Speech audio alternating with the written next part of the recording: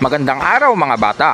Ngayong April 30, 2024 ay ang pangalawang araw ng ating asynchronous class at dahil natapos na natin lahat ng 4 na module para sa 4th quarter sa ating English subject ay ating babalikan ang inyong English module number 3 na may pamagat na Composing Clear and Coherent Sentences Using Adverbs.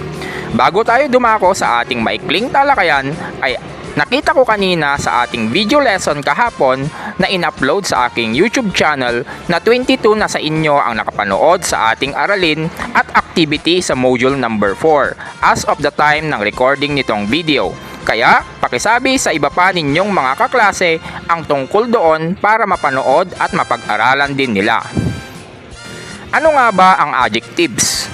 Ang adjective ay mga pang-abay sa Pilipino.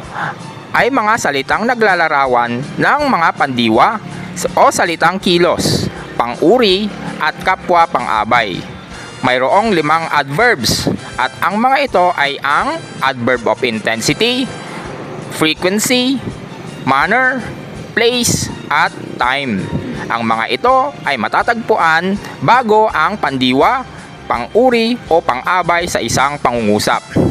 Ano ang adverb of intensity?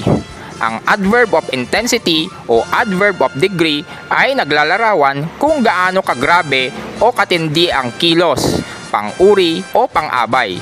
Ilang halimbawa nito ay ang enough, very at quite.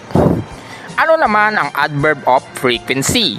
Ang adverb of frequency naman ay naglalarawan kung gaano kadalas gawin ang pandiwa, pang-uri o pang-abay.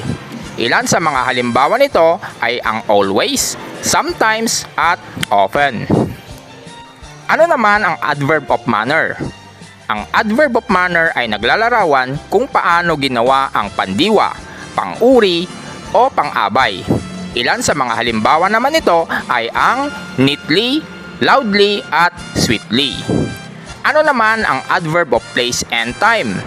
Ang adverb of place and time unahin muna natin ang adverb of place ay naglalarawan o nagsasabi kung saan naganap ang pandiwa, pang-uri o pang-abay.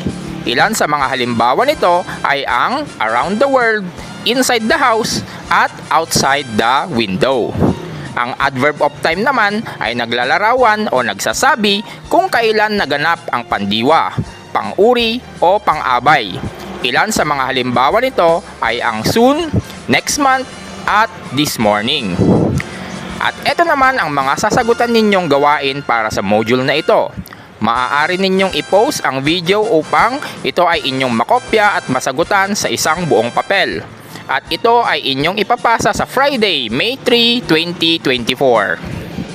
At iyan ang maikling talakayan para sa English 6, Module 3. Magkakaroon pa tayo ng talakayan patungkol dito at sa mga iba pa ninyong mas naunang mga modules sa inyong pagbabalik para sa face-to-face classes. Kaya, huwag kayong mawawala.